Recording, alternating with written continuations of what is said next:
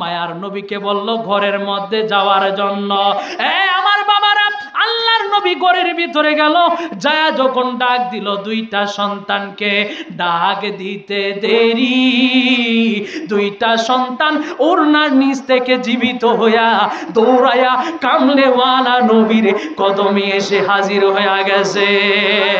আর আওয়াজ করে বলুন, ইয়া রাসূলুল্লাহ, সোনার মদিনা, আমার প্রাণের মদিনা, সবই বলিব কিন্তু তোমায় বলতে পারি না।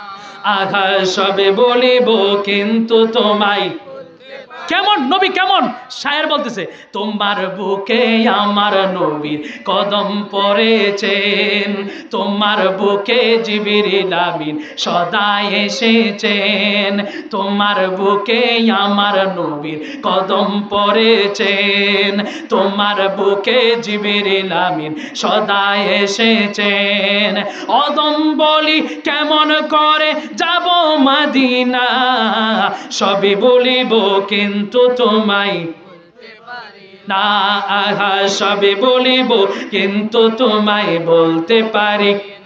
আর সমওয়াল্লার চেয়ে দামি তুমি হও, খোদার সৃষ্টিতে তুমি শ্রেষ্ঠ ভূমি হও। হইছে কার জন্য? আমাদের নবীর জন্য। আর সে মোয়াল্লার চেয়ে দামি তুমি হও, খোদার সৃষ্টিতে তুমি শ্রেষ্ঠ ভূমি হও। আহা, তোমার বুকে প্রবাহিত নূরেরই ঝর্ণা, তোমার বুকে প্রবাহিত নূরেরই ঝর্ণা, সবে বলিব কিন্তু তোমায় golden Medina, oh my heart Medina, I cannot forget you dear Medina, cannot forget, could not forget dear Medina, cannot forget, could not forget dear Medina, I cannot forget you dear Medina। চিৎকার মেরে কি একবার বলা যাবে না ইয়া রাসূলুল্লাহ? আমার নবী ডাক দিয়া কই যাবেন, সন্তান দুইটা ধরে আমার নবীর কাছে আসলো। উম্মে সুলাইমও কান্দে, জাবেরও কান্দে, আমার নবী মুস্কি মুস্কি হাসে। জুড়ে কি সুবহানাল্লাহ বলবেন না? কই জাবের রে, ও জাবের, ছাগলের হাড্ডিগুলা কোথায়? হাড্ডিগুলা নিয়ে আসো। সুবহানাল্লাহ বলবেন না? জাবের বলেন, আমি যখন তাকাইলাম, তাকায় দেখি পাতিলের মধ্যে গোশত যাই ছিল তাই, রুটি যা ছিল তাই রয়েছে। কই যাবের, এবার হাড্ডিগুলি তুমি আমার কাছে নিয়ে আসো। আল্লাহ নবী রহমাতুল লিল আলামিন বলার সঙ্গে সঙ্গে এই ছাগলকে যখন হাড্ডিগুলাকে একত্রিত করে যখন বলছে জিন্দা হয়ে ওঠার জন্য, ছাগলের প্রত্যেকটা হাড্ডি একত্রিত হয়ে দাঁড়ায়া দৌড়াইতে শুরু করছে। আরো জোরে বলবেন না সুবহানাল্লাহ? সেই জন্য আল্লাহ বলছেন, শোনো, আমার নবী হলো রউফুর রহিম, উম্মতের দুঃখ কষ্ট সহ্য করতে পারে না। জাবের যখন কান্দে সন্তানের মায়ায়, স্ত্রী যখন কান্দে সন্তানের মায়ায়, কিন্তু মায়াটা বেশি ছিল নবী রহমাতুল লিল আলামিনের প্রতি। সেই জন্য তারা চিন্তা করত সন্তানের দরকার নাই, দুনিয়ার দরকার নাই, আগে নবী রহমাতুল লিল আলামিন। কিন্তু রে বাবা, সকল কিছুর চাইতে নবীকে ভালোবাসতো। নবী হইল রউফুর রহিম, নবী হইল উম্মতের দুঃখ কষ্ট সহ্য করতে পারে না। স্ত্রীও যখন কান্দে, জাবের যখন কান্দে, আমার নবী কয় কষ্টের কিছু নাই।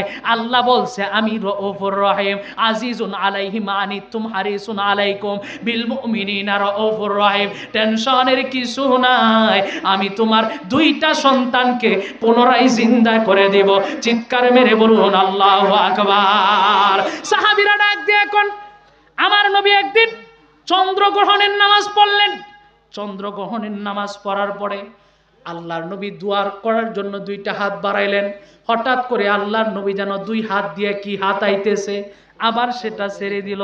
সাহাবায়ে কেরাম জিজ্ঞাসা করলো, ইয়া রাসূলুল্লাহ আপনি কি হাতাইলেন আবার কি ছেড়ে দিলেন?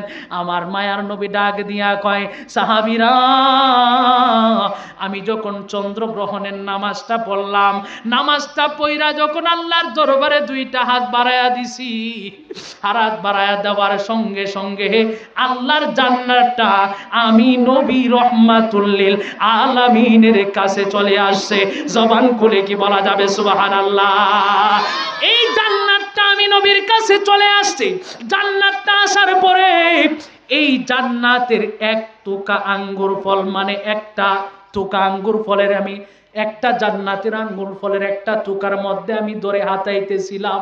ওয়াল্লাহি আল্লাহর শপথ করে বলি রে সাহাবী, যদি এই আঙ্গুর ফলের টুকা রাখতাম, এই আঙ্গুর ফলের টুকাটা আমি নবী রহমাতুল লিল আলামিনের হাত থেকে যদি তোমরা কিয়ামত পর্যন্ত খাইতে থাকতা, তারপরেও একটা আঙ্গুরও কমতো না। কিন্তু জানোনি কেন আমি ছেড়ে দিয়েছি? কারণ জান্নাতি যারা হবে তারা জান্নাতি ফল আঙ্গুর ফল ভক্ষণ করবে। কারণ আল্লাহ কোরআনুল কারীমের মধ্যে বলে দিয়েছেন জান্নাতি যারা হবে তাদেরকে জান্নাতে আঙ্গুর ফল খাওয়ানো হবে। সেই জন্য আমি জান্নাতের আঙ্গুর ফল রাখি নাই, আমি জান্নাতের আঙ্গুর ফল ছেড়ে দিছি। তোমরা জান্নাতে যায় জান্নাতি আঙ্গুর ফল ভক্ষণ করবা। চিৎকার মেরে কি একবার বলা যাবে আল্লাহু আকবার? সেই জন্য আল্লাহ বললেন, লাকাদ জাআকুম রাসূলুম মিন আনফুসিকুম আজিজুন আলাইহি মা আনিতুম হারিসুন আলাইকুম বিল মুমিনিনা রাউফুর রহিম। আরো আওয়াজ করে বলেন আল্লাহু আকবার।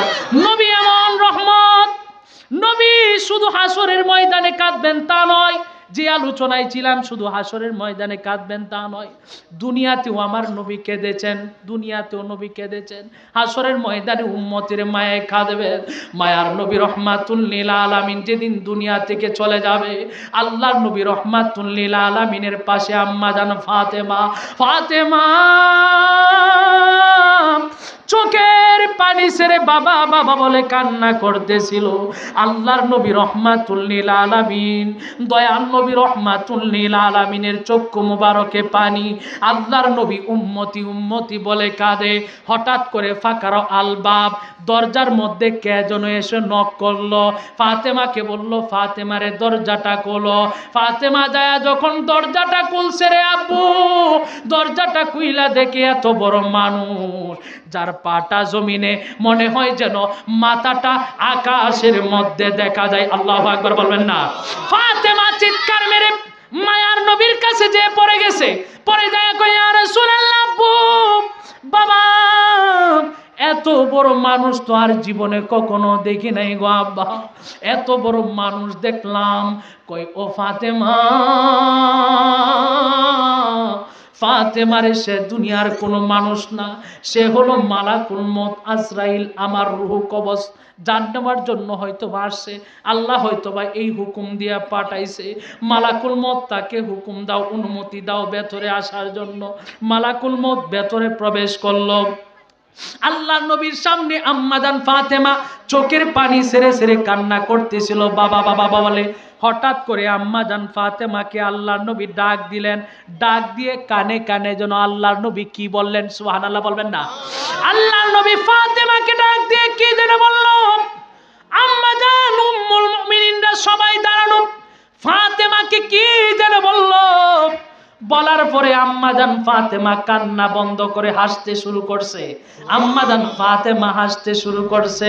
আল্লাহর নবী যখন দুনিয়া থেকে বিদায় নেবে, আলোচনায় আসতেছি মনে করবেন, আম্মা জান ফাতেমা কেন হাসছিল? এই দিক দিয়ে মালাকুল মউত আসছে। আল্লাহর নবীর কাছে আয়েশা বলে, সালাম দিয়ে বলে, ইয়া রাসূলুল্লাহ, নবী গো, ও মায়ার নবী, আপনি কেমন